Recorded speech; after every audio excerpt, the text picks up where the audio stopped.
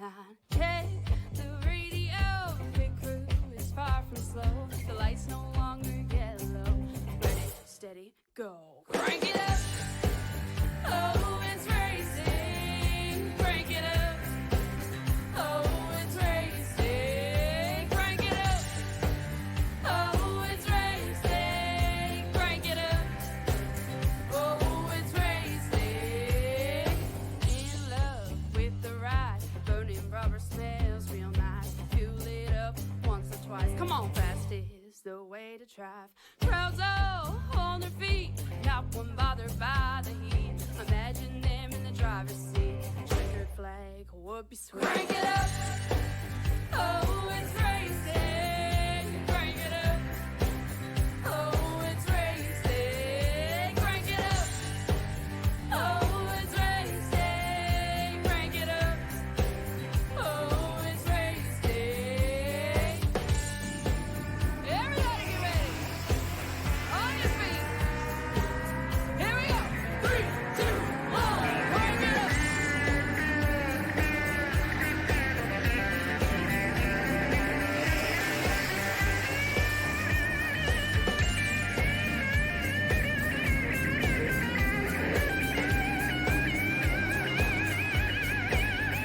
Crank it up.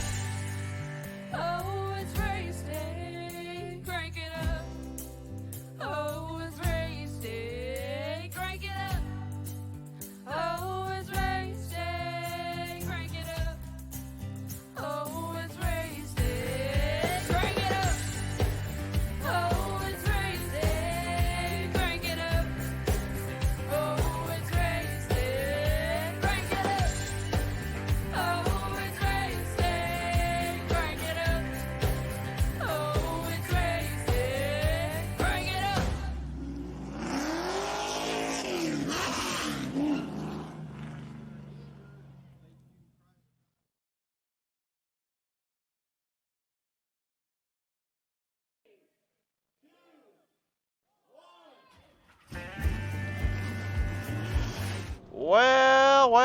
Well, ladies and gentlemen, welcome back to PT Racing TV, and welcome to our showcase tonight of our Valentine's Day edition of GOAT Racing League at Martinsville Speedway. This is the Race City Sports Memorabilia Truck Series here on PT Racing TV. Hi everyone, I am the Crusader, Christian Schreiber, joining you guys here today as I'm getting ready to get you guys all wrapped up and settled in here. I hope you guys have done enough of your Netflix and can chill out just a little bit, because these drivers will not be chilling out. 35 tough drivers coming out here in Martinsville, and I bet you have about $5 right now. 15 of them come out with a little bit worse for wear on the trucks. But anyway, here's take a look at our starting lineup for your Race City Sports Memorabilia Truck Series. On the pole, and the number for it will be Glenn Campbell, the outside. In the number 26, last week's feature winner, Jose Gonzalez. Row number 2 is Mike Kelly, the number 6, the outside. In the number 15, Joe Hudson. Row number 3 is Steve Ritter in the 87, the outside. In the 19, it's Tyler Dalton. Row number 4 is going to be Jack Coleman, the number 5, the outside. The number 89, Russell Ottaway. Row number 5 is Samuel Harrell in the 43, the outside. In the big number 7, Scott Simley. Row number 6 is Aaron Action Jackson. In the number 12, the outside. In the 97, Jeff Ramsdell. Row number 7 is going to be piloted down by Cody Sturgill, the number 01, the outside. The number 60, John Hickman Jr. Row number 8 is going to be Nick Rader in the number 88, the outside. In the 36, Richard Crane. Row number 9 is Ron Holyfield, the 11, the outside. In the number 18, Philip Schmitz. Row number 10, Dakota Kramer. In the number 42, the outside. The number 8, it is Maurice Baudet. Row number 11 is Christoph Hall, the 44, the outside. In the 71, Casey Duncan. Row number 12 is Randy Cochin, the 48, the outside. The number 2, that is Ricky Udding. Row number 13 is James Smith from the 80, the outside. And the 31 is David Scott.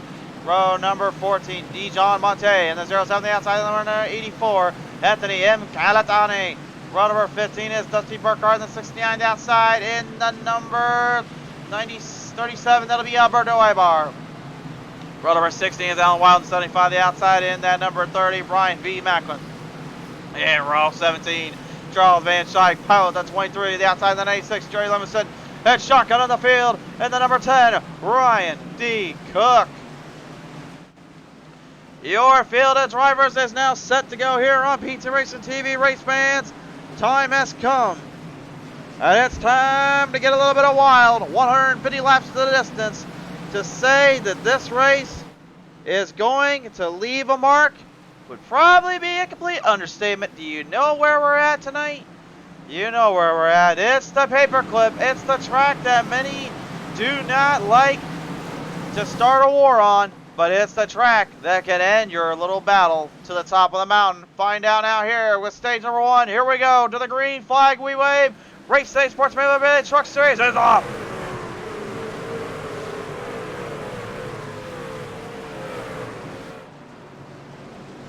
And it's going to get wild right out of the gate here. Firing them down right on the back straight away here. It's going to be Jose Gonzalez taking the early advance here. Tyler Dalton, well, he's already going to try to break the rules and break the limits a little bit. He's going to the outside. He's going to try to make a run for him. Back half of the pack right now. We're looking out into the field. John Higgins Jr. already getting trapped up. Oh, this is what we got worried about, was when were they going to put the fenders together? Ramsdale, clip, smack, dab. John Hickman Jr. trapped. And Ramsdale and Hickman trying to get out of there. They get a little bit squared up. They finally get it squared out of that spot. Oh my. We were telling you guys a minute ago, there may be some hurt feelings and some annoyed and frustrated drivers. That's why I said get off the Netflix and chill, because we're going to need you guys to be chill, because these guys will not, and it's already happening on the showcase here. Problems down there for the 31 David Pencil Scott's John Deere machine, dead stopped on the track. Well, onward to the Pizza Race TV Instant Replay, and let me just add this real quick. Going 3 wide in Martinsville is probably the craziest and lack thereof thing you should ever do. Unfortunately, though, for Pencil Scott, it really wasn't his fault. Ramsdale just kind of got a little too crazy there, and oh my gosh. Talk about a demolition beaten Bain derby down there. He got completely trapped into that mess.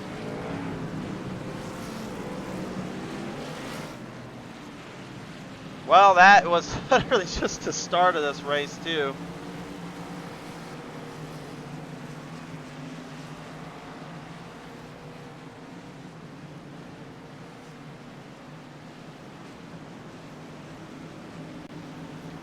Okay, well, yes, better time than anything to give you guys a little look in our race info today. It's presented by Race City Sports Memorabilia.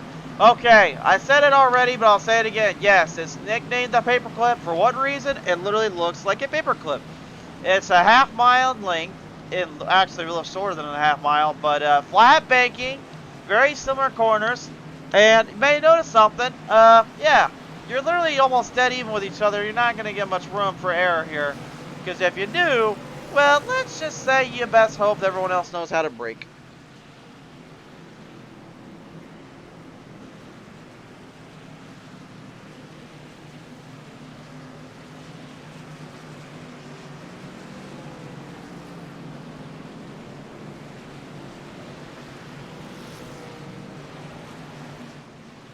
Still under caution right now. David Pencil Scott already going to go a couple laps down. Actually, looks like he may be out of this race entirely. It looks like Dusty Burkhart, Dijon Monte, all headed from pit road or on back on the track here.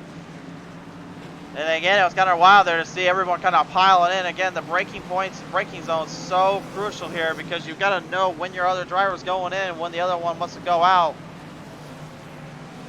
But sometimes it really just doesn't matter. These guys will not hold back on where they want to go and where they want to fire to.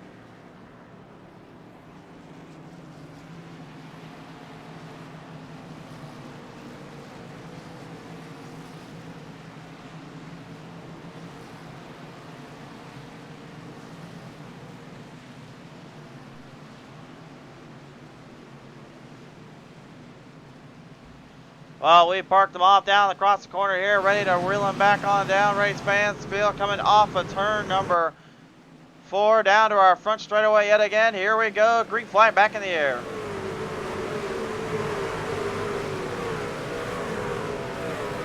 Have the drivers learn their lesson, though. Don't try to take it too quick. Don't try to go too fast. Well, you guys answer that for me. It seems like they're already kind of trying to do the same thing they did earlier.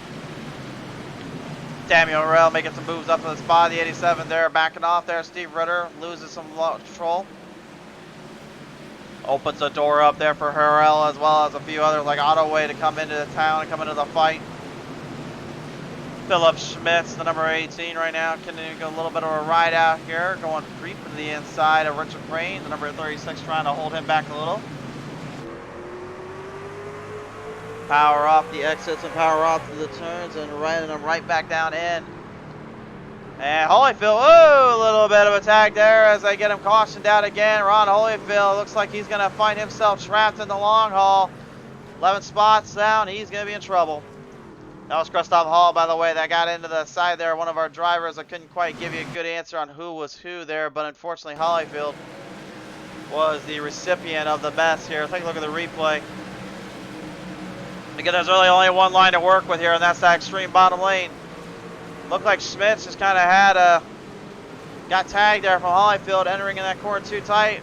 Holyfield had nowhere to go, and he was trying to make a run for it on the top side, if you can call it that. There is no run up there, by the way, but unless you're Josh Chastain, but that's only for one lap. Yeah, you can see right there, just a slight tab, little glitch graphic gremlin on the net code coming out, and then Holyfield just kind of sent back to the Shadow Realm.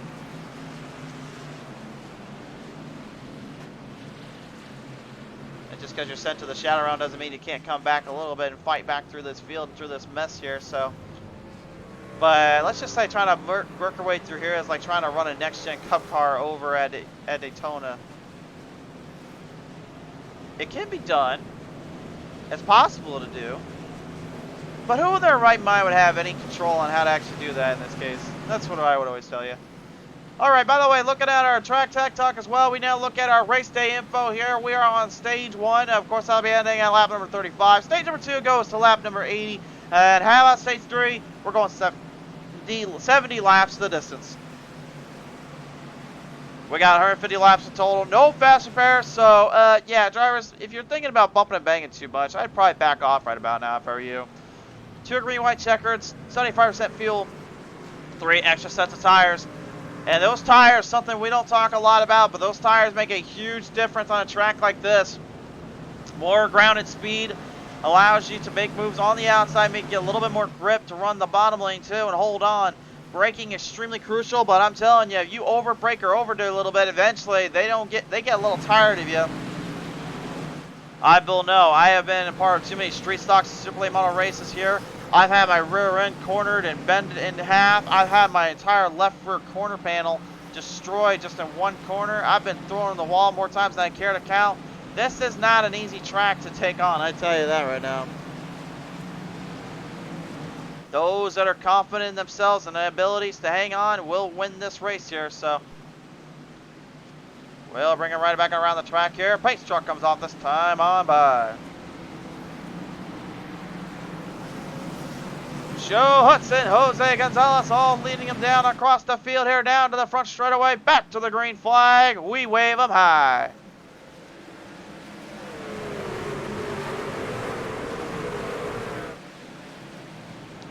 Side by side entering into corner number 2. Here it is, Joe Hudson and Mike Kelly battling out for position. Side by side, leading him down the back, the 44 of Glenn Campbell.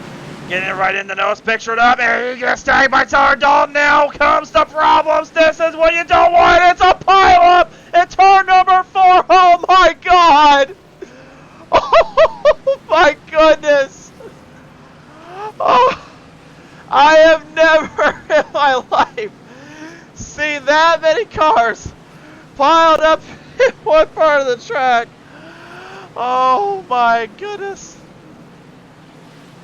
Well, Glenn Campbell right now is probably considering himself to be the luckiest man alive, considering he literally was the one that got interpreted into that wreck. But the story is going to be Tyler Dalton literally just sending everybody into a complete panic. What's this? Oh my goodness. I don't know what I just saw. Look at this. Tags him there. Try to back off Hudson. He doesn't get around it. Then look at this. This is a pile up. Oh my goodness. Oh my gosh. That's gotta be 20 trucks literally stopped on a dime in front of the whole track. Oh my. I have never in my life, never, not even in iRacing. I've been broadcasting for nearly 3 years now. I've never once seen that. That is something. That is something. Oh my goodness. Well, I don't know. Maybe this is a wake-up call, or maybe the officials are getting right on him here, but there could be a lot of words being used around here, folks. If you wanted to have a little Valentine's Day present, if you like a little carnage, you like a little fun, I think you guys got it tonight. Jose Gonzalez and Mike Kelly are probably just wondering themselves right now, how the heck did we get into this mess, and what are they doing back there? I think at this point they're just trying to stay out of trouble. Michael Bullen just says, I hope we don't see the hail melon, and then says it's not Talladega, no big wrecks. Well, somebody asked these guys that. Also, the hail melon, for those at home that are wondering, no, these drivers cannot perform in here. If they perform it, it's immediately disqualification. I was told that immediately before we even got on the show today. So don't be asking about it. It's not happening. If it legit happened and they got away with it, I may have to leave the booth because they told me point blank that will not be feasible or legal here today.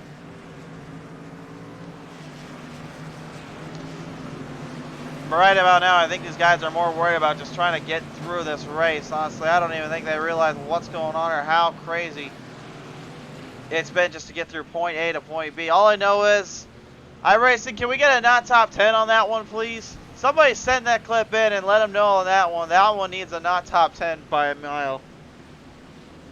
Bobby Scare says, Talking Giants versus the world. Well, you can probably guess who he's rooting on. He's back again right now after that little skirmish and pile up down there in turn number 3 and 4. Anthony M. Calatani's got 19 spots up. Ryan V. Mackle's 25 spots up. I think the most we've ever seen somebody win from was 30 spots in a race. Macklin could break it tonight. He's 25 right now. He's in 7th. You do the math. He could go 32. He could go 32 spots up today, or 31 spots today total, and break our record we've ever seen a hard charger come through this field. And that was at Talladega or Daytona. This would literally be Martinsville. How many people have been able to say that? Not very many, if you ask me.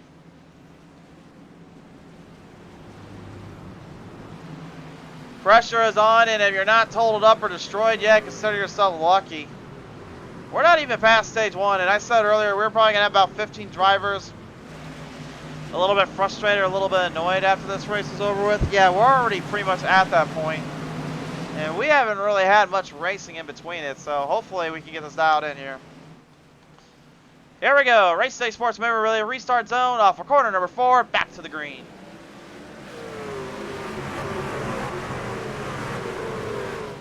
Well, Jose didn't want nothing to do with anybody back there. He ran off quick. Mike Kelly trying to hunt him down.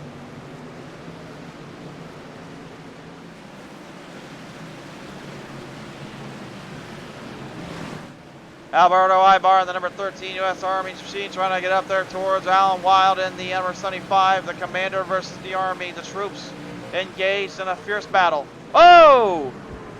Bump and corner, bump and run. There goes Sturgill. And yet again, another caution flies. Russell Ottaway clips the 0-1 of Sturgill and around turn number 2, and we've got another caution. Well, I've heard the old phrase, a love tap never hurt anybody, but Ryan V. Macklin just drove it right into the 89. And Sturgill, just kind of an innocent bystander in all this, gets clipped by the 89. I'm not sure if Macklin realizes where he was at in that corner or what was going down, but he unfortunately did start this. Well, I think right here he thought he had an opening. Actually, I got to give him credit. Looks like Ottaway actually had lost the line. So I can't really fault Macklin, actually. I think it's just unfortunately a racing ordeal. Spotter not doing its job there, helping out Ottaway. But I think we can all agree, though, Sturgill was an innocent bystander and all that. And the Hobbit 01, well, let's just say it's seen better days already.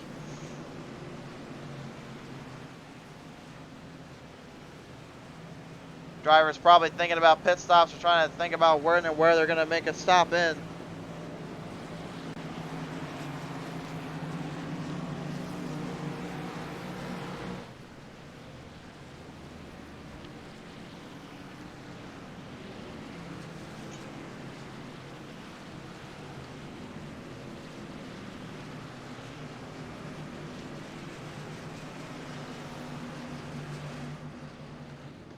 So Gonzalez right now getting some good restarts, helping his cause out quite a bit, keeping himself under the pressure here. We can't say Randy Coaching as well as David Pencil Scott out of the race right now. Sammy Harrell, Tyler Dalton, Steve Ritter, Aaron Action Jackson, Joe Hudson are all in pit road trying to get damage cleaned up. It looks so Phil Schmitz is in there too. Richard Crane, Jeff Ramsdell, and Ron Holyfield are currently trying to get any kind of damage they can repair up. 10 drivers pretty much for the most part out of contention to win this race. And those last will pile up and they will pile in more as they go, causing a lot more friction, a lot more problems. But again, on the flip side of that, when your truck is all cleaned up and done, you can always come back out and try to get some laps around the track. That will help your cause and actually help you out a bit if somebody ends up falling victim and out of it too. Okay, I had a clarification. Do we have any driver that doesn't have any damage besides the first two? We know Glenn Campbell got destroyed a little bit on the rear end. That thing is totaled up thanks to Dalton unfortunately tagging him. We do know Macklin's got a nose damage on the front. We saw that the 88 Nick Raider is damaged badly on the front and the back.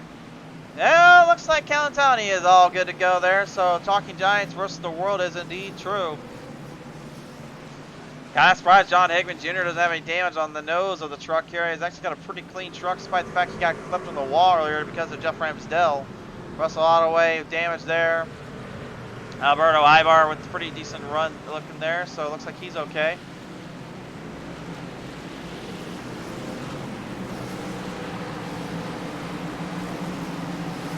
Field lining back up in position, getting ready to get back down to it here off of turn number 4. Stage 1 still needs completed. Here we go again. Oh, look out. This isn't going to be good. That's not good. Yep, that's not good. Calentani going high sights, trying to escape it immediately. Good run off the top there from Calentani.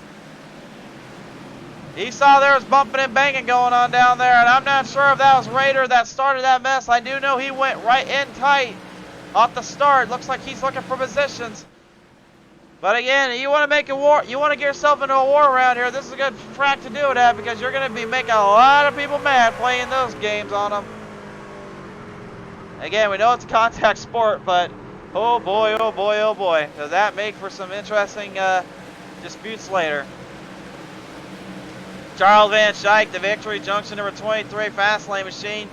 No damage on his end. He's kept it clean. And by the way, he's gone from the very outskirts of the outhouse. He started 33rd today. He's 21 spots up.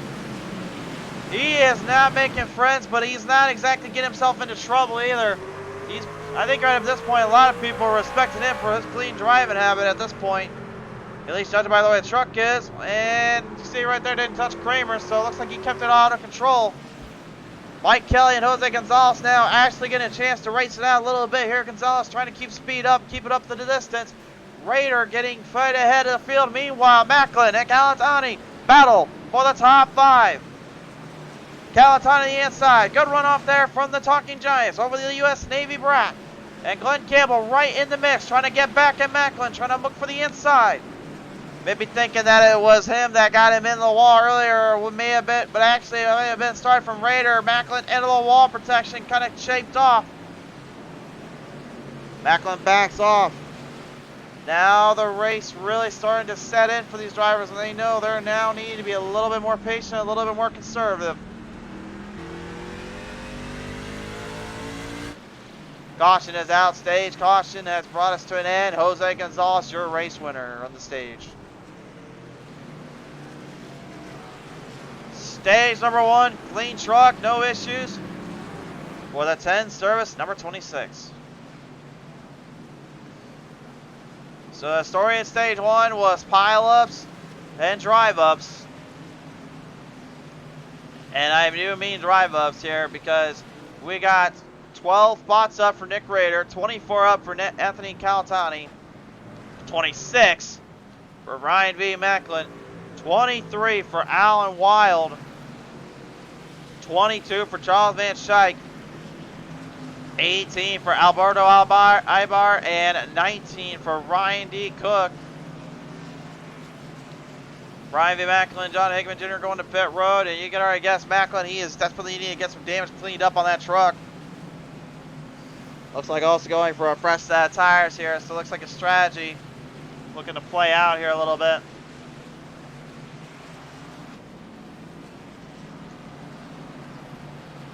And remember, the further back you go, the harder it becomes now to swap in between position.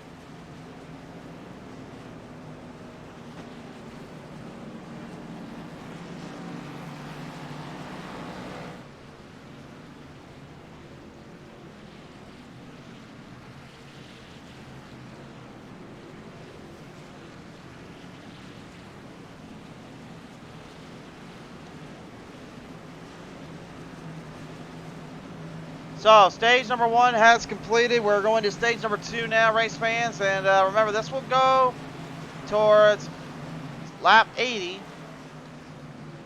So that will be a little bit of a that'll be a little bit of a fight out here. A bit of a jump out for these guys and a lot of work to be had. Everybody definitely going to be keeping a close eye on this, though.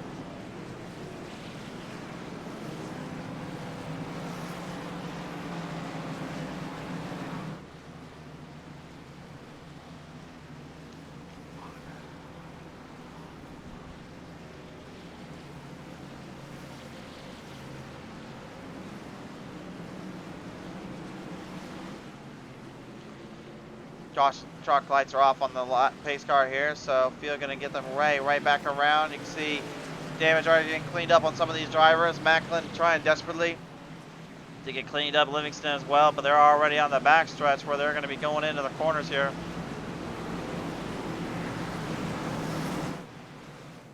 These guys got a long route ahead of them here because now they're about to take it back to the green flag as they're gonna try to get squared up and out of their positions and out of the pace. Green flag back high in the air. Stage number 2 begins.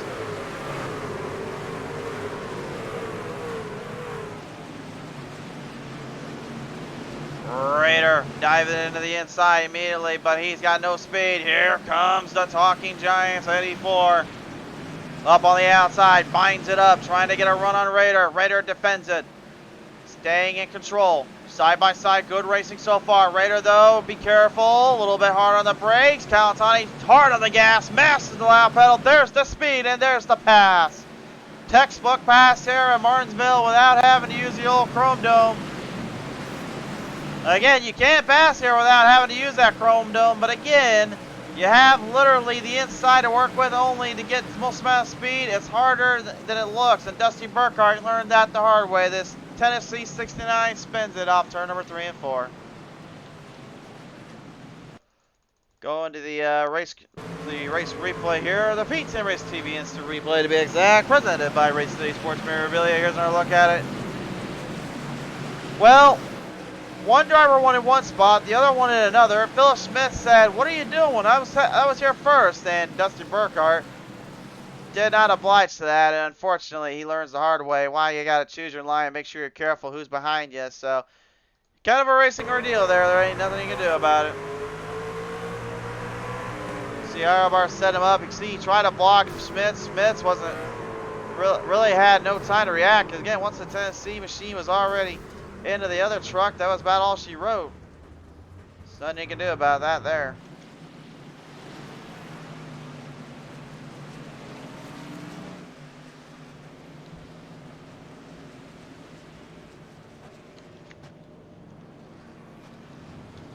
Well, Mike Kelly right now definitely got to be the only guy in this entire field that's just thinking to himself, how do I get around the race leader and not take myself out or anyone else out in this case? Because this is getting a little bit harder than it looks.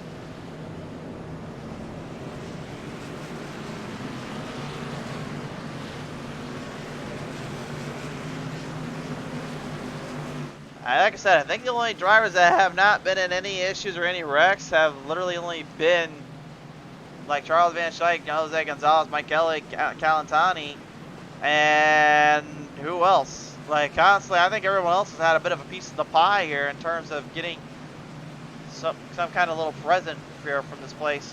Even John Hickman Jr. now, he's got some damage there on the sides of his truck, so see the scrapes and bruises there on the side. So yeah, he has had a little bit of a piece or two he's given.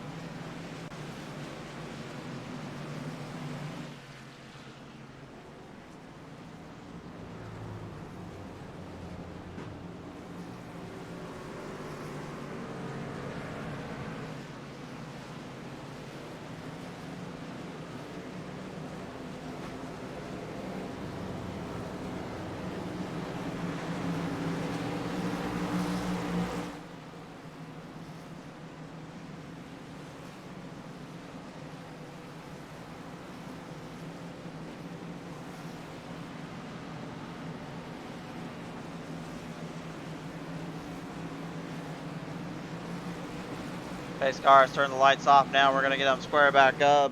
Bobby Skinner asking anybody going to be in Daytona this week. Well, I will not personally. I have not been able to get clearance on that, nor will I really have the funds to do so just yet. I can promise though, one of these days before I turn 30, and I'm going to be real, I'm almost 25, I will be going to Daytona at least once, and I hope to catch the Daytona 500. I will say I would love to catch the Indy 500 one day too. That probably is on my bucket list as well. So anyway, back to the green flag here off turn number 4. We're going back to it.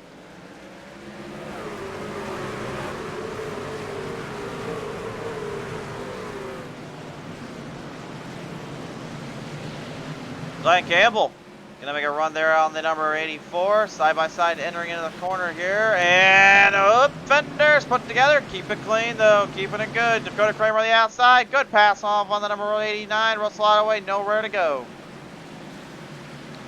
If they could get these guys to get at least a little further away from each other, then that's when I was gonna say that's when the hard racing can finally commence, but not quite there just yet. If I had to guess right now, I would not want to be anybody with a mic in this race.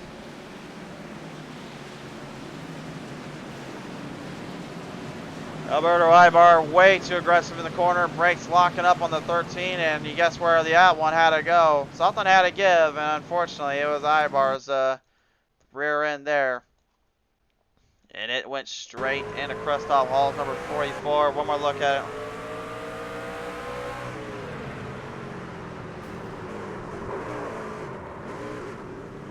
I mean, that speed, that momentum, there is no room for error. And there is certainly going to be no give whatsoever when it's all said and done.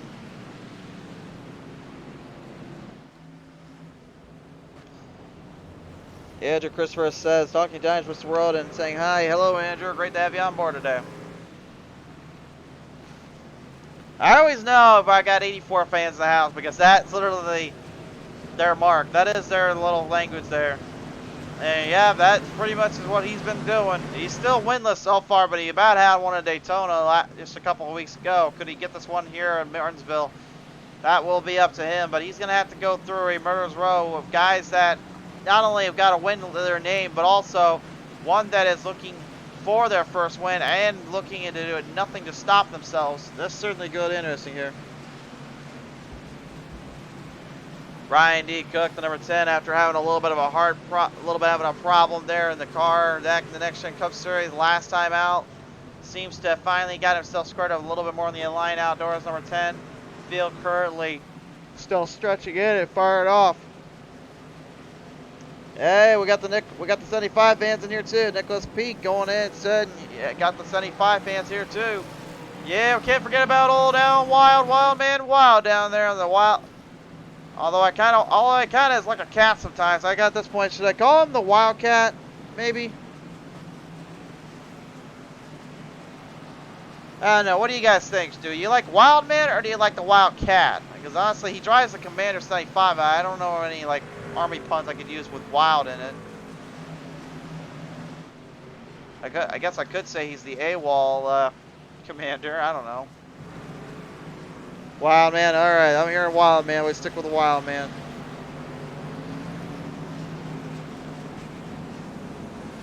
Alan, your nickname has been decided, sir. We gotta stick with the wild man, my friend.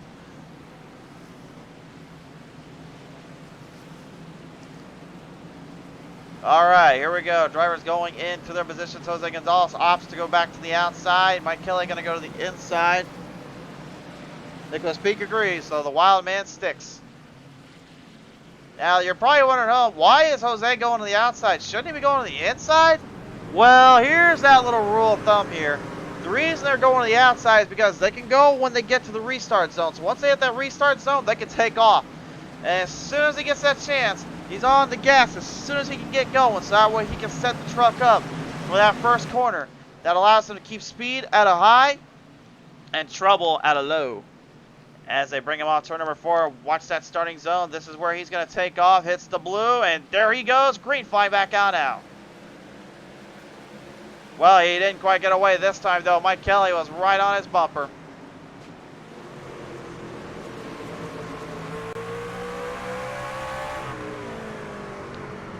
And it seems though these two understand each other's braking points and each other's spots on the track.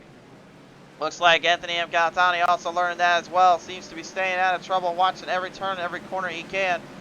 Back in the pack right now. Field starting to jumble up a little bit. Ricky Udding going for a little bit of broke. And the problems yet again. Ron Holyfield comes to a stop. Looks like on the front straightaway here in front of our flagman. Well, there's a bit of smoke coming from the tires. And you can see actually the tire marks there. So let's take a look at this one again.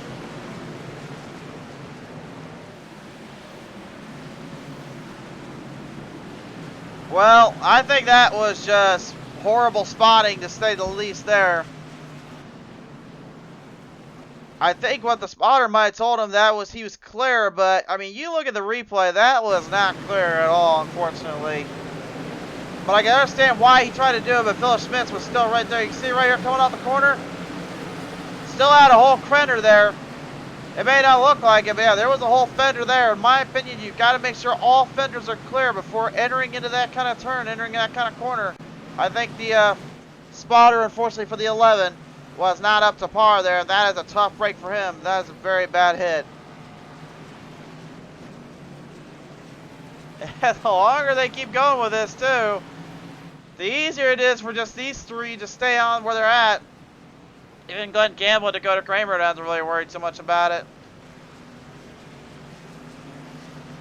And before I keep hearing in the comments section the pace car has led the most laps, yeah, you can throw that around all you want, but I challenge you guys to try this out while you're at it.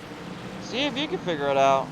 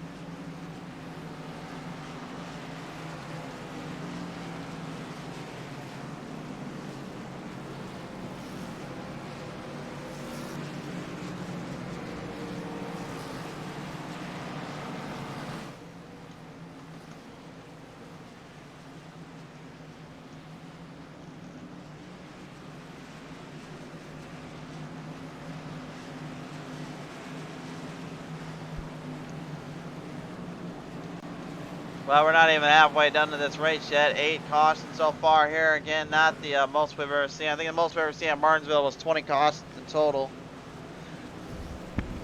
And again, the more this happens, the less drivers you see because they're going to be pretty much taking themselves out. So that does make it a little bit easier to try to get long racing and good long runs. But again, we got to look at the overall picture, the overall situation. If you're a driver right now, and you're seeing that caution coming out constantly, you're trying to literally drive as quick as you can up to the front without taking yourself out or anyone else out. But at the same time, you're going to be tearing up a lot of your tires and then brakes rotors as well.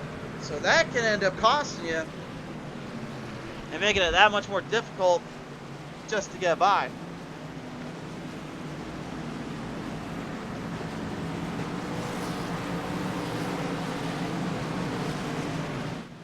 The roar of the trucks right now coming back to life. Jose Gonzalez setting up the corner and ready to rip him back on down off of turn number 4. Rides it off. He's got a green. And we're going. And look at this. Glenn Campbell. Great restart on the 44 as well. He lined it up perfectly with the timing there. Now he's on the outside of Mike Kelly. Kelly trying to hold him down. Back and forth right now. Kelly slight advantage there. Big run coming off the top. Battle for the fourth. Battle for the top 3. Meanwhile, right in the mix here, looks like they're starting to separate out a little bit. Scott Simley trying to stay close to the outside, verging it in with the 89 here, Russell Ottaway. Casey Duncan off the track here, can he get it refired? Anyone's going to get it back on the track, but he's going to be running his way into traffic here. That was in turn number 3 and 4. Jose might have to run into lap traffic here, and that could cause problems. And speaking of problems, Scott Simley, major problems down there. Caution is out yet again.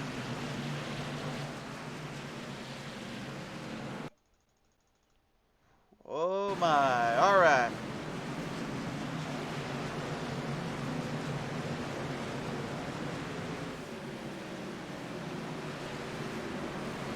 Ottaway just, man, he just can't seem to catch a break today in terms of getting into drivers. Simley took a massive little hit though. I don't know how well he felt. I don't know how well he's going to feel about that one, but you can see right here. Came down the corner. Ottaway wasn't going to give him that lineup. And just broke at a really bad spot. He got drilled into that turn.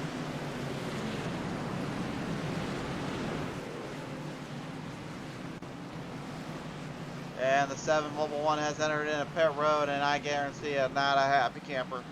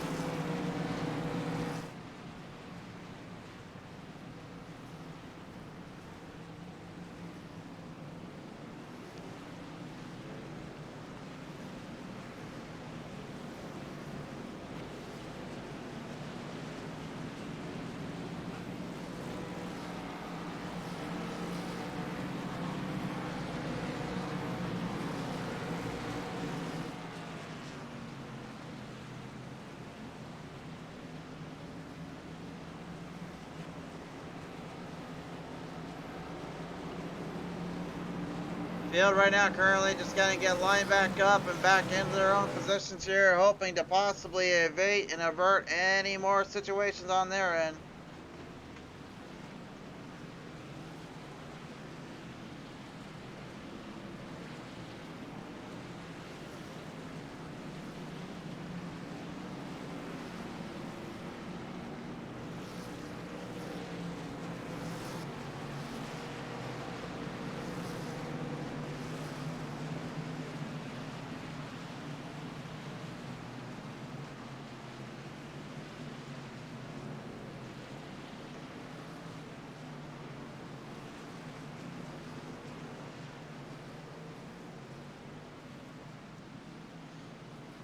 coming back around off of turn number 4. Back to the green. We are off.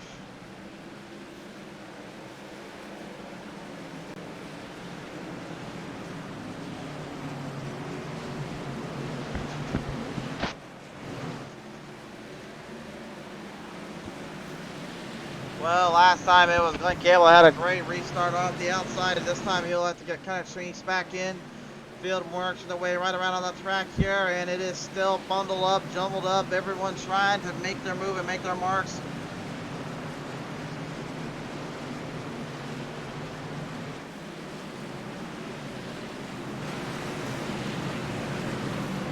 Rick Young kind of get himself into a bit of a position here, and more trouble again, and there's more trouble again, and it looks like Scott Sinley again is going to be in it. Oh my goodness. Well, we're halfway done, and we're about 10 cautions away from hitting our record here, folks, so I think we might be having to talk about this one for a minute. I think the record is 20 cautions in total. Here's a wreck that happened, though. Simley and Jeff Ramsdell had nowhere to go there. Look at those sparks flying there off of Aaron Jackson, man. Just got completely destroyed in that one, unfortunately. And again, it really just all benders down to the fact that you want to have an opening, you want to have a place to pass at, but you also don't want to give up your line. In my opinion, Simley did kind of cut Ramsdell no slack, but at the same time, Simley also probably had the line ahead there for a minute, so hard to really say. I would say Ramsdell, though, technically should have had the freeway there. And look at this, Glenn Campbell is going into pit road, as has the race leader. So now, Jose Gonzalez in pit road coming out.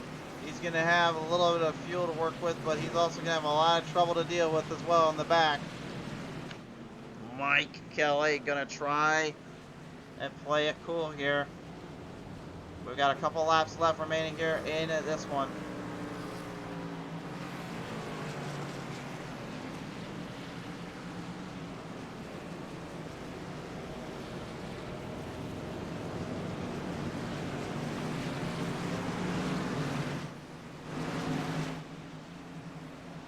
Well, if you guys always love the old school bean bang and burn it out, drag out derbies, I think this race is for you guys today. As a driver, it's kind of hard for me to watch. At the same time, as a broadcaster, it's fun to watch. I say as a driver because I've been a part of these before, and I do not like getting tagged as much as the other guy does, but when I usually try to tag somebody back, I usually wait a little longer until I got a good shot at them. And even then, I try not to destroy him necessarily, but even I admit that's very hard to do with this kind of a race or a track. The braking points, though, here is just way too difficult to match, and it's so difficult to find the right time, to find the right line to break in and break out.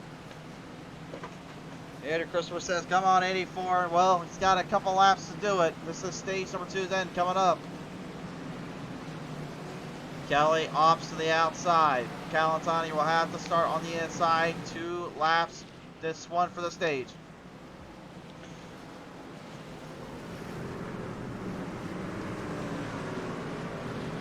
Final stage will be upon us here in just a minute. We got to figure out who's going to get this one, though. You can see Calantani trying to get the tires warmed up, trying to get the engine warmed up and ready to go.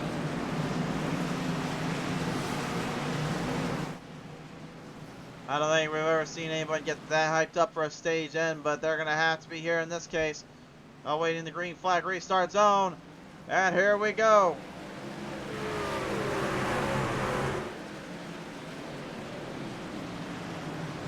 John Higby Jr. now moving to the top 3.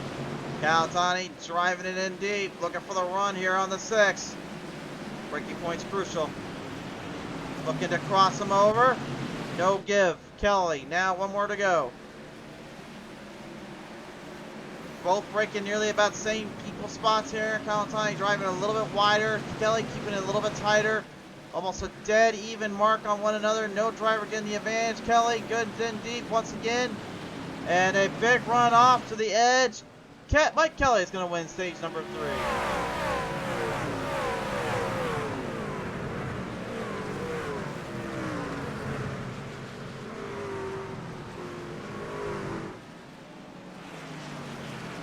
Two different winners so far.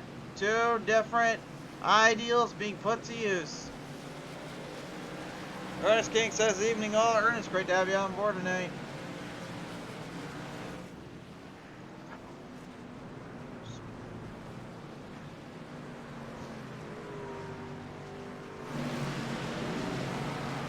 John Hickman Jr., Dakota Kramer, Russell Ottaway have certainly been through quite a bit today. Hickman not exactly escaping all the chaos and ensuing beside him and in front of him. Dakota Kramer, well, you can see how his truck's been looking, and Russell Ottaway, despite the fact that he's been thrown to the wall and destroyed himself a few times, I'm kind of surprised he's been able to hang on as long as he did. The wild man, Alan Wild, just keeping a cool head for the most part. 25 spots up. Ryan D. Cook, 30 spots up. Remember, I said the most that it ever has won in a hard charger scenario was 30 spots. We could see that breaking today.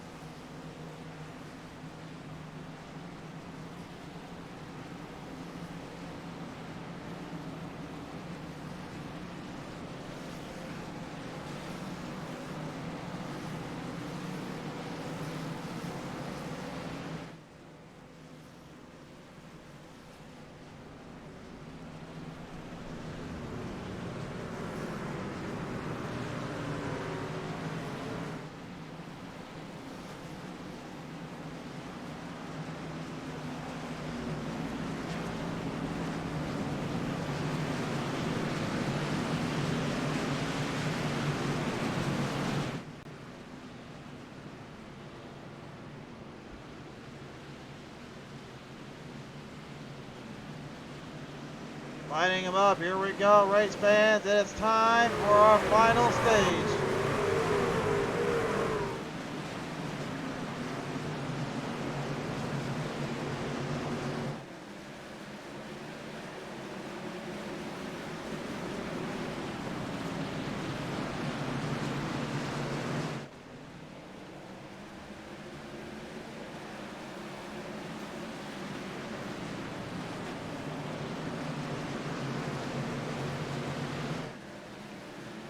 No room for error here, folks. This is where you really start to put the pedal into that metal.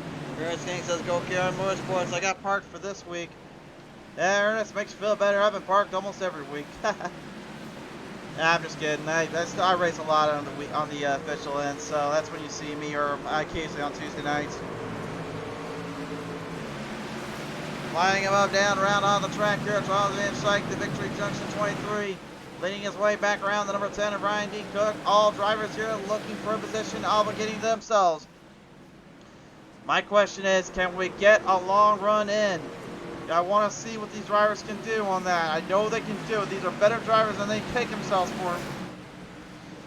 I don't really mind or care that they say they're on a short track. This is not, that doesn't mean you have to completely take each other apart. You can run with the best of them. Cody Sturgill trying to do that after all the issues he's had, but loses a little bit of problems there. And James Smith, unfortunately, problems with the number 22.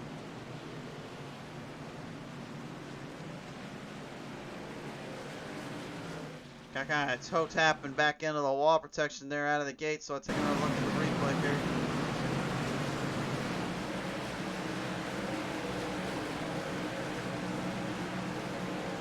Jams right into the wall protection there. Well, I said earlier about the drivers getting into one another. Now it's the drivers getting themselves into the wall for one another. Thankfully, though, no one else except for James taking himself out of there. So James definitely cannot be a happy camper. It looked like the right front just kind of locked up on him. He had no grip, and then once your truck can't get any around there anymore, then it just kind of messes everything up. So a tough break there for him, but that's kind of the deal, guys. That's kind of what you face here when you kind of race out in this position in this kind of part. You just can't make mistakes like that or give up that opening. It just will not happen.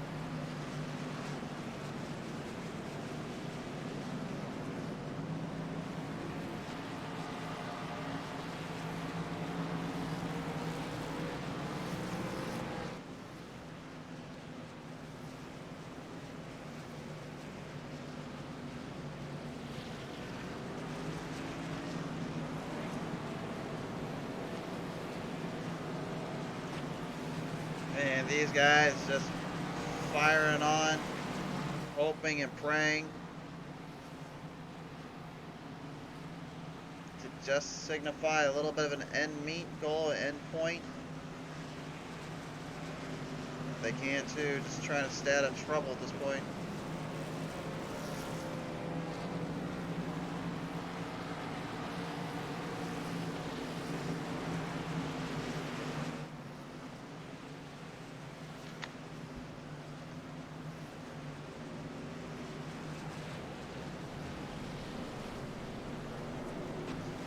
Well, we've got 55 laps remaining here now on the call. Anyone and everyone right now just hoping and praying to keep some limelight in between and trying to keep the speeds up. These trucks have been tore apart, they've been taken advantage of, and they have been absolutely sent sky high so many times today. And yet here they are, still battling in supremacy and fighting for all they got.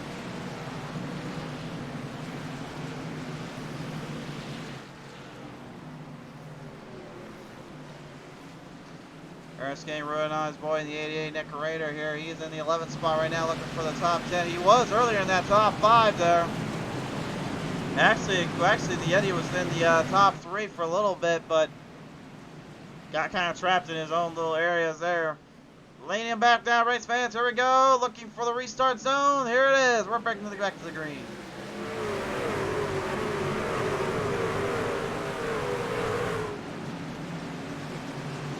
Kramer leaving nothing to chance here. Try to get a run there on the 84. Meanwhile, Hickman Jr. watching his cornering, watching his turns here. The 5 Chad Coleman. Well, is there any surprise? He's back in this. The adrenaline shock proving his worth. Back on the Next Gen Cup Series then, but almost taking it at New Hampshire Speedway. Looking to try to take it home down to Martinsville today. Here at field working their way around. They have seemingly calmed down a lot from where they started earlier.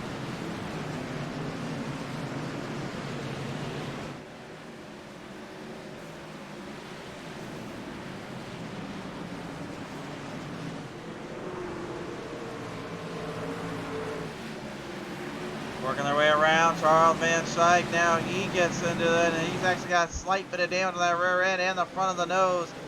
So it looks like Van Schaik has also had his fair share of some bruises and bangs today. The Wild Man and the Commander 75, Alan Wild right now looking to run down the gap, run down the field. But you can see the tires definitely taking a little bit worse for wear as the whole field right in front of him just having a little bit more grip for now. Or he could be playing possum. You never can be too sure with him. One thing I always hated about running on a short track is when somebody plays possum with you because you think you got a good lead and a good spot up. Next thing you know, everything gets completely taken advantage of. This guy right now, though, man, I tell you, the only thing he's thinking about taking advantage of is that 6 when he catches him. And he is slowly but surely reeling him in. Looks like he's starting to see the lap time start to sway his way. Look at the lap gap there on lap 101. 100, and then we're a little bit closer on the nose, but this one, not so much. Here is the next lap. I think it's going to be a gain here.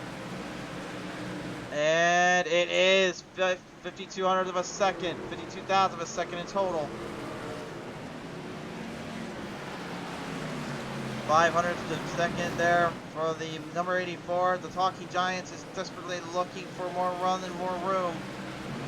Meanwhile, back in the pack right now, Glenn Campbell getting awfully impatient. He's going to attack the Wild Man. To the inside goes the TSN Service 44.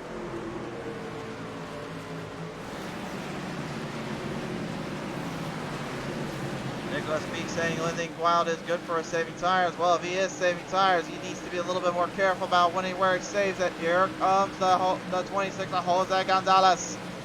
And Gonzalez setting him up high side. That's going to be problemsome. Macklin getting a good run off, takes position. And Ryan D. Cook now not having any of it either. The Line Outdoors 10 making his move off. Every driver right now making a charge for the front.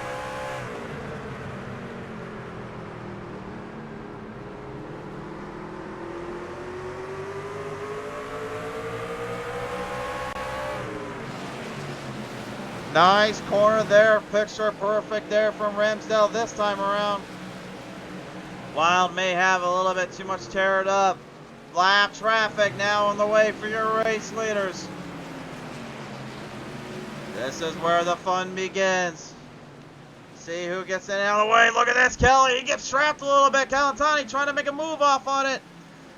Almost got a good run there. Richard Crane didn't know where to go, and Kelly got trapped for a second. Calantani, though, presence of mind, backed off. He didn't know where Crane was either.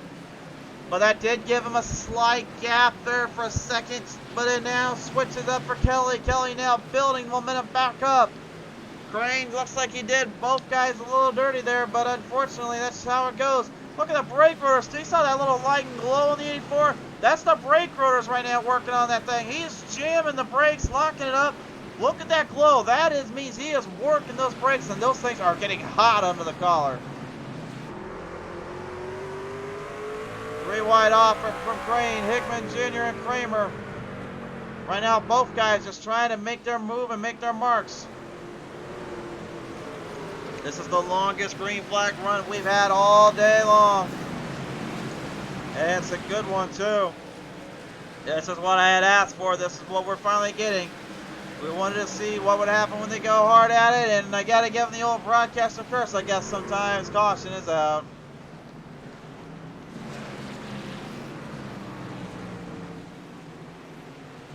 Seems to be on the 8 of Maurice Burnett as well. Some other drivers. We'll take a look at it here. Looks like, watch for Casey Duncan.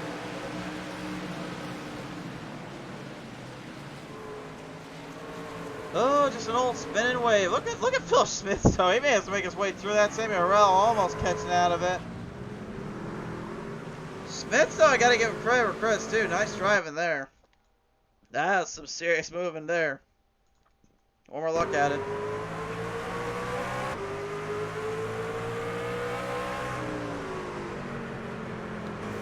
There's the tag.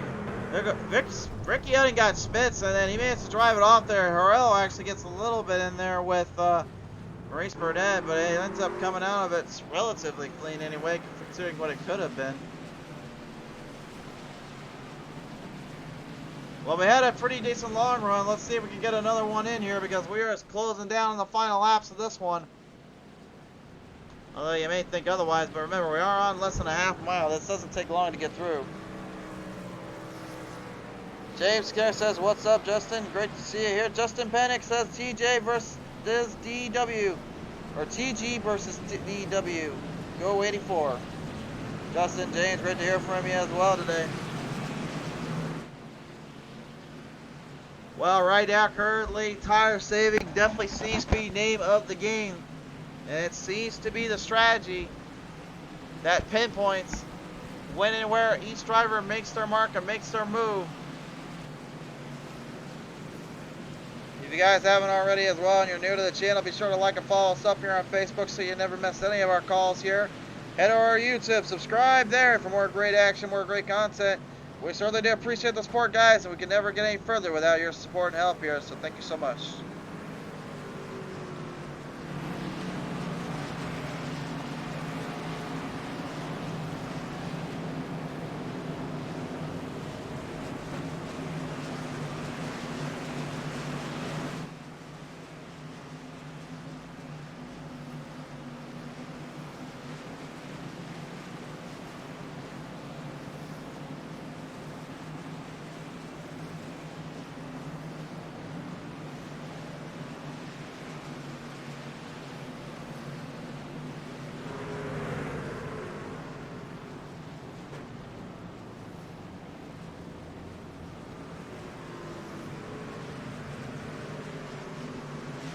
Skiing really wish he was racing today here. Well, I mean, I don't know if I would want to say I ever wanted to race here. I honestly do not like running this track, but at the same time, I love running this track. I love it when it's fun because at least you know how everyone works, but I hate it when I don't know how everyone works, and then I got to pretty much play crapshoot to see which one takes me out first. I have always said, though, more short tracks, the better, and I do love Martinsville, so it is. And I honestly am not opposed to the LA Coliseum like many others have said, so you can call me out on that one, but there's a lot of people asking for Bo McRae Stadium, and y'all don't complain about that one, so yeah, come at me for it. Chris King saying, true that, sir. Yes, sir. Pretty sure I was talking about my short tracks reference, or probably the Martinsville thing I was talking about, but works for me. All right. Down off of corner number 3 into number 4. Back in line. Green flag. Dropping high.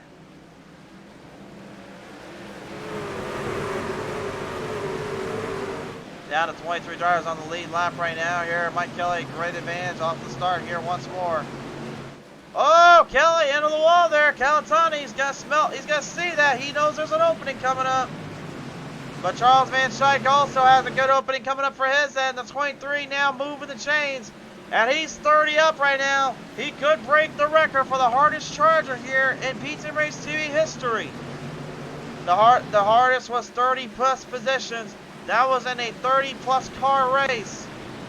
And right now, oh, that's what Raider did not want to have happen. And he gets the side bumper dome.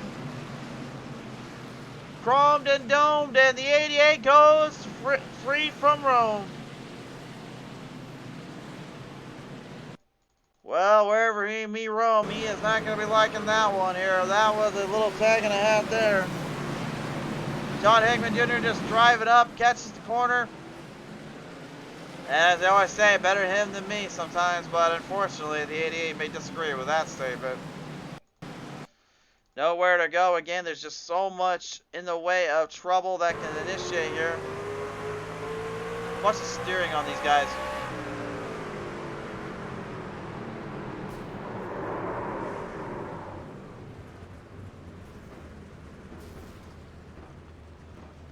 I mean, there's one positive. Raider did know when to get off the gas and get on the and back on the brake there. So good on the 88 for at least not destroying the truck, but did take some damage in the process though on the side from the initial hit.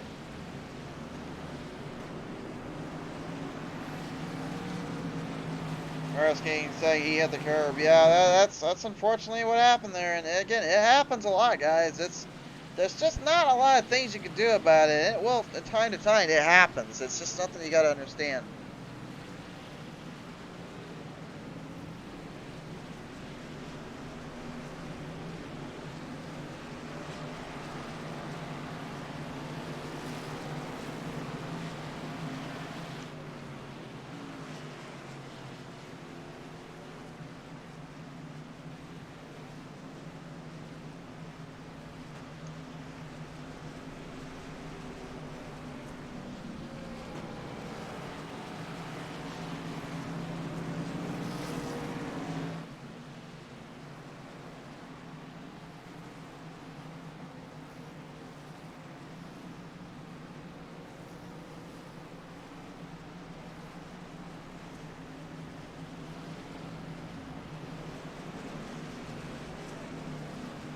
field of drivers right now currently just trying to get squared up from all the damage and all the liquids spewed out, and probably mental frustrations added onto the list.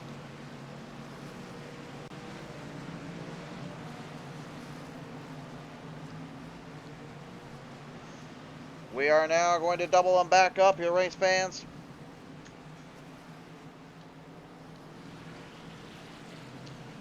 Mike Kelly, ooh, playing a little mind games there with NEM Calatani. Looks like Calatani was trying to tell him, hey, are you going to the outside or what? Kelly was like, should I? I mean, honestly, we get to that green-white checker. I think if I'm Mike Kelly, I might have to make that move, because that might be a bad spot to go to the outside. Because if Calatani catches you just right, he's going for it. I almost guarantee it. The last time we saw the 84 this close up to the front, he was at Daytona and got kind of went for a ride there. Chad Coleman, Charles Van Slyke, Ryan B. Mackman, they know a thing or two about being up front. They're looking to do it again here. Off of corner number 4. Restart zone out. We're back at it. There is no more give and take, and there certainly is no more giving it up. John Hickman Jr. nearly collapsing himself out of this. Stays in control. Jose Gonzalez, though, we forgot all about him. Your fastest qualifier. One of the fastest, I should say. Started second today. And the leader for most of stage 1 and 2. And he's already making a hit and a charge. And look out in front there. The 69 of Dusty Burkhardt goes for the ride in turn number 1.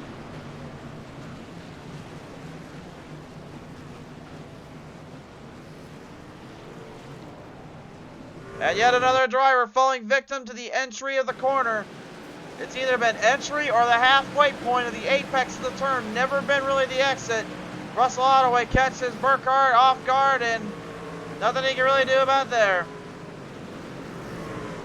And that Tennessee 69, probably right about now, going to need a couple of Jack Daniels 07s to help this 69 out tonight.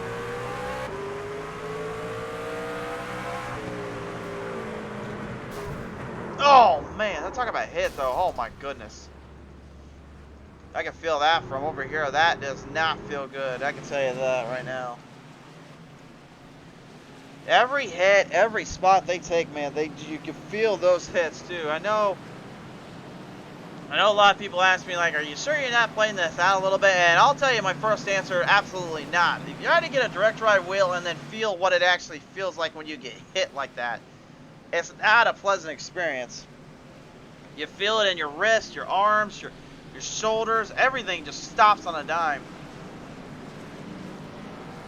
Even your feet get a little bit discombobulated for a minute. You can feel them kind of modulate themselves out on yourself. That does not feel good.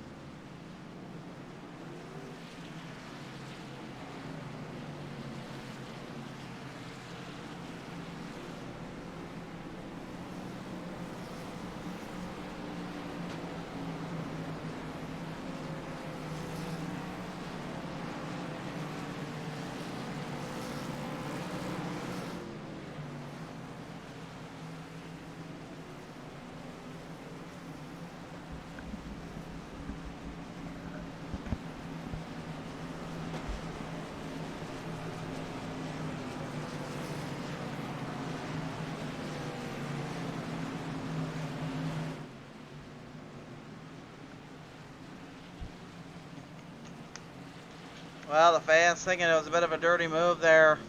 But, again, you guys decide what you decide. But my opinion, it's just at this point, it's what it is. You can't decide you can't figure the breaking points out on everybody, and at the same time, it happens so quick. It's really kind of hard to catch it. But do recall and remember what happens here at Martinsville. You know, you can still always hold on to later on in the race season. And you don't want to start something up here, or especially get started up anywhere else for that matter.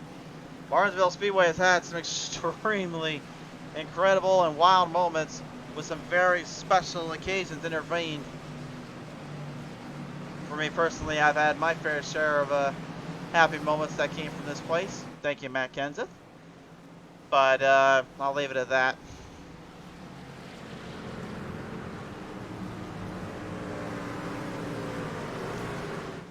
And I guess, of course, last season, I guess I gotta mention it too, the Hail Mill, and of course that was, a little funny story real quick before we get back. I watched that while I was working at the gym, and I literally, for the life of me, couldn't believe what I just saw. Literally, I was on the treadmill, and I had to stop that thing and look back on that before we even went back onto that workout session. I was just as stunned as everyone else was. The whole place actually stopped to take a look at that. Green flag back out. I already expected it here, but we are expecting some harder race and intervening. And Macklin already up to that. Calatani right now desperately trying to keep him up. Oh! And he catches them right into the corner there, and they go 3 deep in for the turn.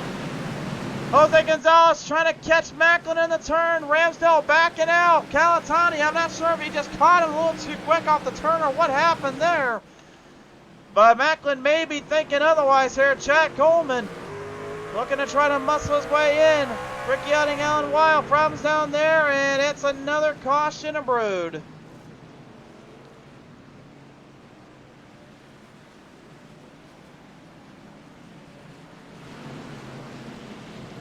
Oh my goodness. Oh my goodness. 3 wide here. That's already problematic, number 1. Raider tries to square back up. Ricky Eddings trying to set the corner up. Jerry Livingston, him kind of tapped in. Oh my! The Wild Man gets completely eviscerated in the turn. Oh my. He had nowhere to go. We're going to go on board with him.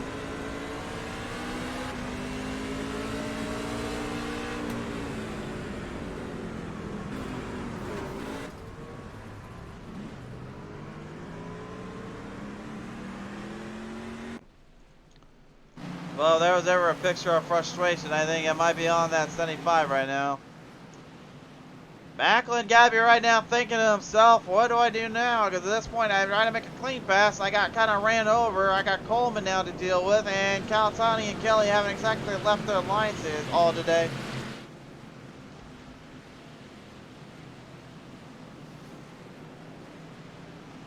You know, we haven't checked the caution meter in a while. I think it might be time to check that.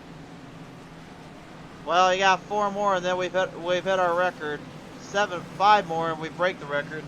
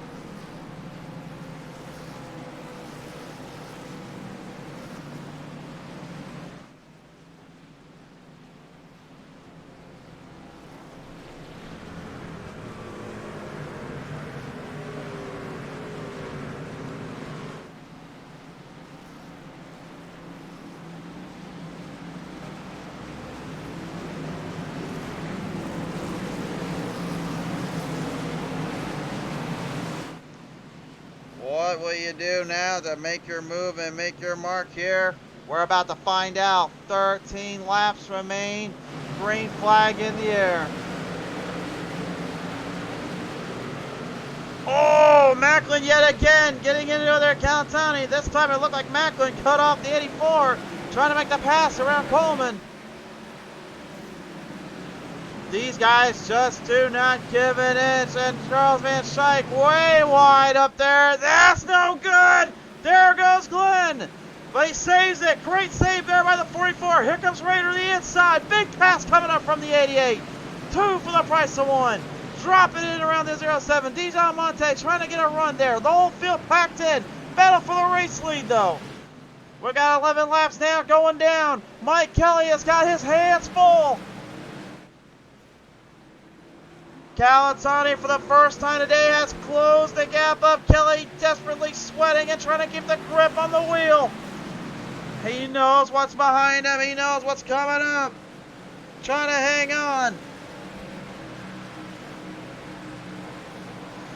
These guys right now almost at a deadlock for position in position here. It looks like Kelly might be starting to grip it just a little bit better. Did the 84 show his hand too soon, you wonder? 10 laps now remain. Top 5 on your screen. Field got kind of pummeled in there a little bit. Now they're stacked back up, trying to rack them back through. Look out in the turn. Burries Burnett gets clipped. There goes Kramer. There goes the 71 of Casey Duncan. The whole field behind trying to hang on. Dusty Burkhardt, more problems there yet again. He's going to pit road at this point. Looks like... No, never mind, actually. Caution. Looks like it might pop out here for Casey Duncan, Alberto Ibar, as well as Stacy, as well as Dusty Burkhardt, Jerry Livingston, involved in the wreck. And this is exactly what the leaders don't want to have happen anymore. They want to try to finish this out. Duncan, though, gets clipped by Kramer. Where is he going to go except right into the rest of the field? Cook gets in there, Livingston and Alberto jammed up. There's just nowhere to go.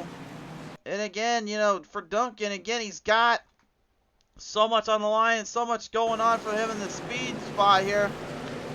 And the whole field behind him just trying to avoid him. Just took it in way too tight, broke it in badly, and the serve pro is anyone, unfortunately, just getting a lot of drivers kind of piled up. There's really just nothing you can do about it at this point, though. Brake rotors have got to be tore up. You're immensely fried. It's 150 laps. You're trying to survive. There's just so many things going on right now in these drivers' heads I couldn't even begin to imagine.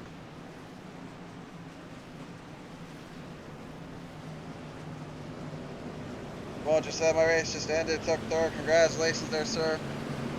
Bobby Skinner rooting on his boy right now.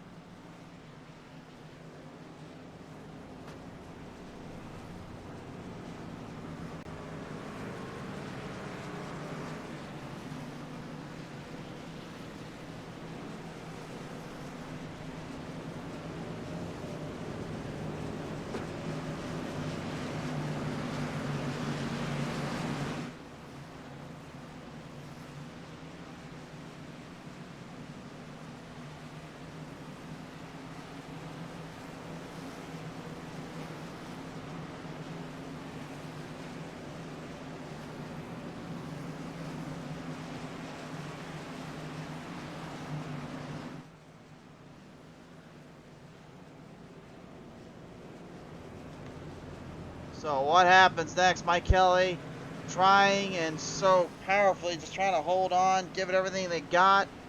Calatani literally sending everybody there and back again. Brian V. Macklin getting trapped and thrown around like a rag doll all day, having nowhere to go and nowhere to get out of.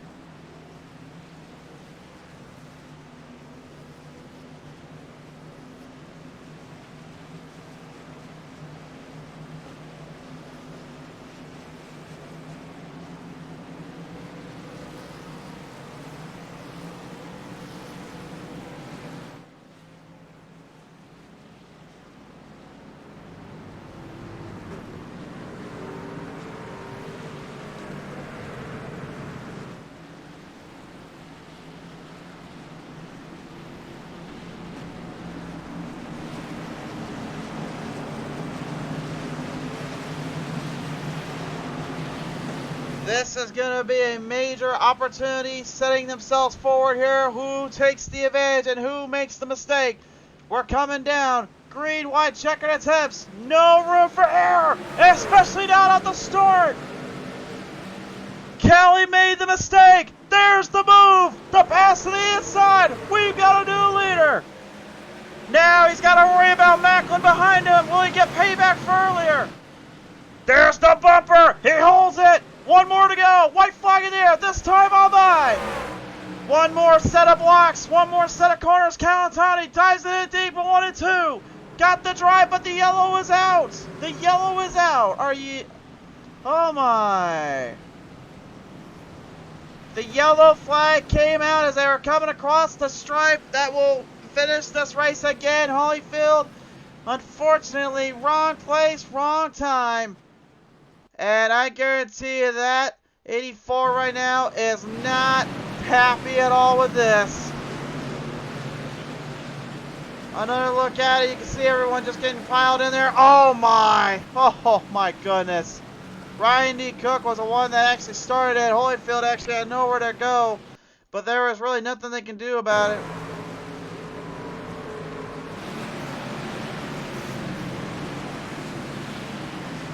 Alberto Ibar just completely taking the 10 around the outdoor line, had nowhere to go, and then that little flip right, that almost slipped right there.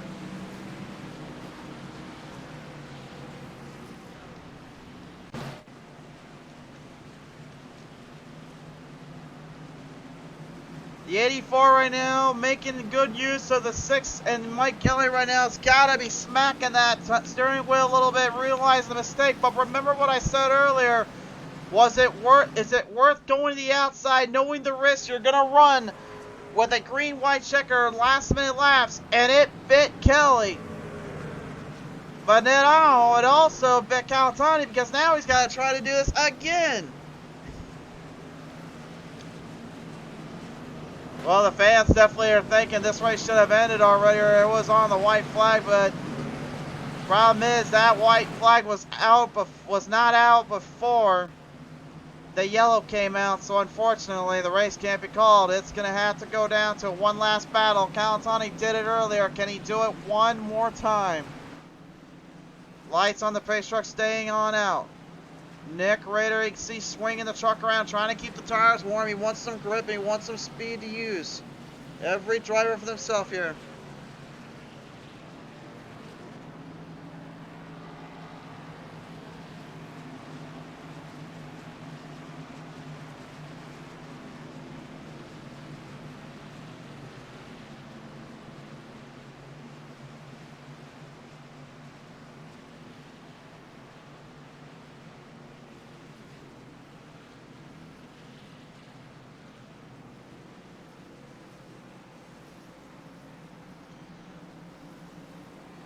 And no surprise here, Anthony is going to go to the inside line, do what works. That's all I'm going to say, do what works. But know that Macklin is probably still thinking about earlier. As the old saying goes, you got a receipt coming eventually. There were two little noggin knockers Macklin got stuck on. The first one was sent in the outside wall at turn number 2, and earlier on the restart, got kind of pinned down. Can Calatani hold on? There's nobody sitting down here in Martinsville or in the fans in the chat right now. We're going back to the green. Here we go one more time. Macklin immediately, he's got the bumper put to use. But Kelly getting him a block. There's the run. Calatani needs to keep his cool. Can he get it to the white flag? There it is. White flag in the air. He's got to run. There's the run he's been looking for. Starting to gap it off from Kelly. Kelly's going to have to drive it in deep to try to catch him. One more set around. Final 2 corners coming up. Into 3. And off a turn number 4. Anthony Calatani revenges Daytona. He wins at Martinsville.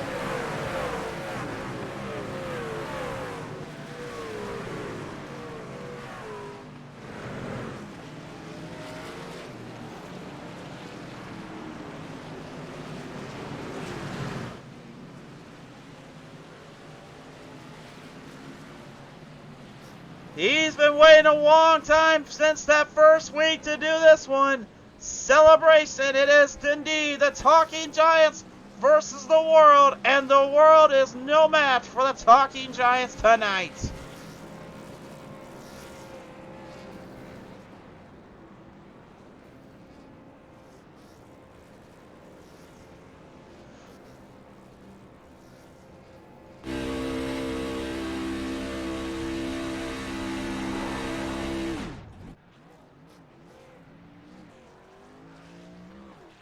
I think he's pretty happy about this one. He'll be jumping out of that truck right here and right now. Let's take a look at our results presented by Race City Sports Memorabilia. Revenge from Daytona and a victory tonight. Talking Giants versus the world indeed. Anthony M. Calatani wins it. Mike Kelly, credit where credit's due to him. He hanged on for all of the laps. Just could not hold on for the final laps. Jose Gonzalez, what a comeback.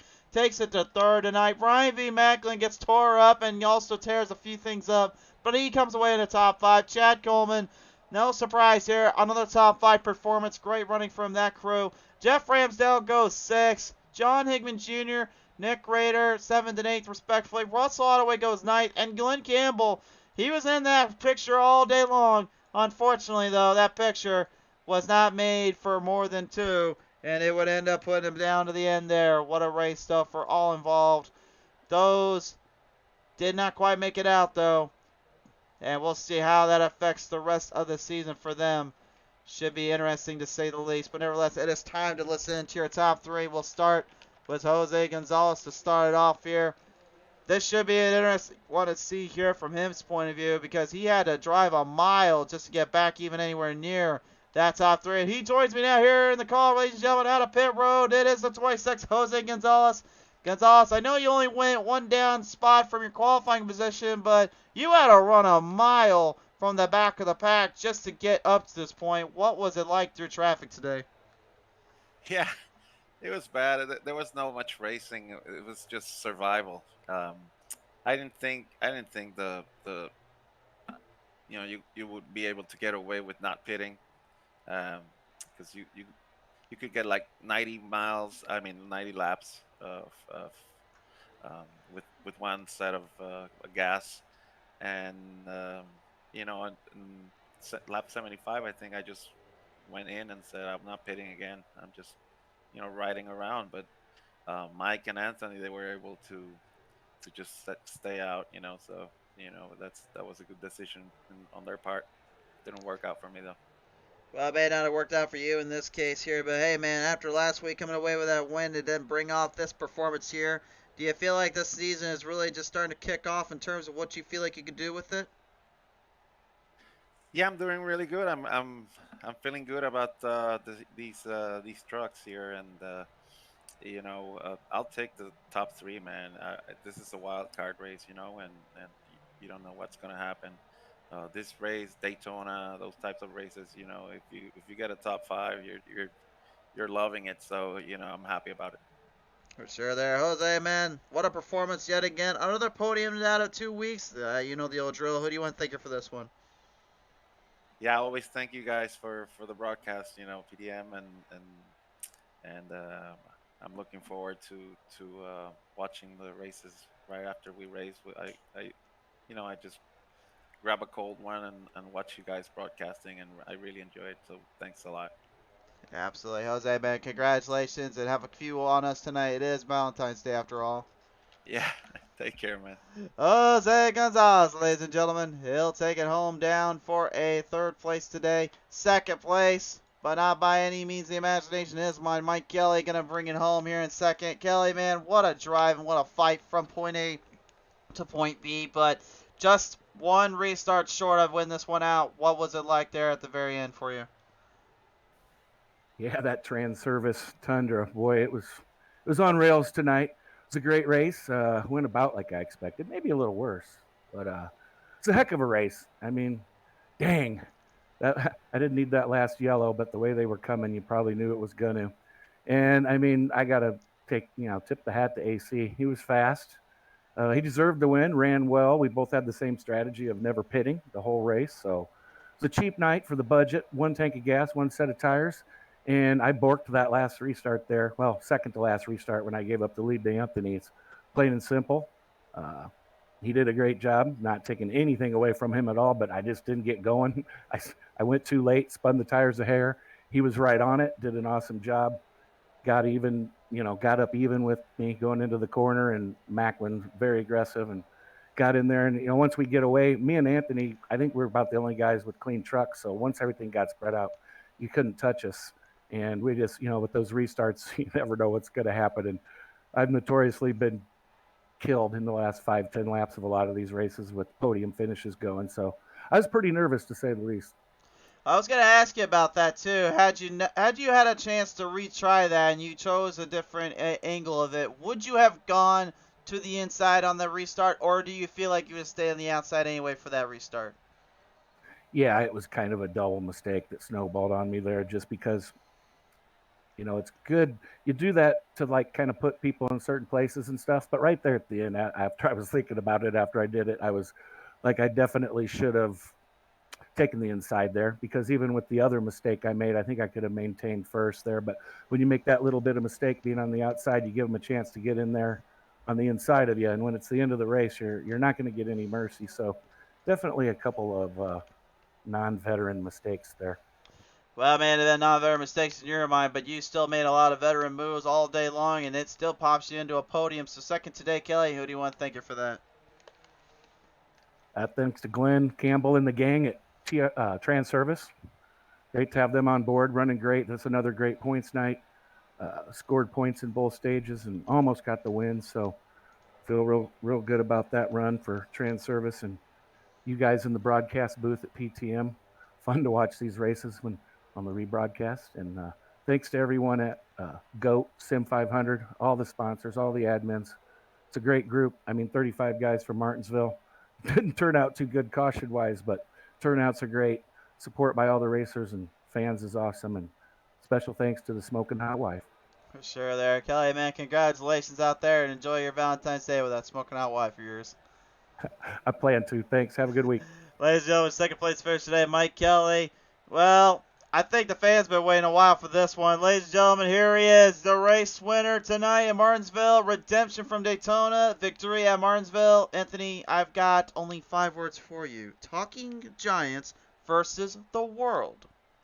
Talking Giants versus the world, Christian. Oh my God, I'm so excited, so stoked. So stoked indeed, man. I know you had the crowd on your back from pretty much point A to point B from the beginning of the season, but I mean, for you to finally get this one figured out and to get this one into victory lane, what did this mean to you, and how was it to really just get that final pass there on Kelly at the end? I don't even know, Christian. It was all luck, I guess. He was nailing the restarts perfectly all night, and I really had nothing for him. I would get a run, then I would just slip a little bit, lose a couple tenths. I don't know. It was just lady luck on our side tonight. But I appreciate all the support from all the Giants fans, all the Talking Giants fans for the support. Stick with this through the year, through the rest of the year, and I hope this is going to be a great season. Good redemption after the last couple weeks. Last couple weeks, indeed. That kind of brings me to this little final question. Looking ahead here now, with this win, does this finally get yourself and this team really the momentum you want to carry through for the rest of this now? Oh, absolutely, Christian. I felt that we had the momentum even from Daytona after that little goggle, but then we went to the next race and had a little mishap early in the race, but I felt like the momentum was always there. But now we're a dub.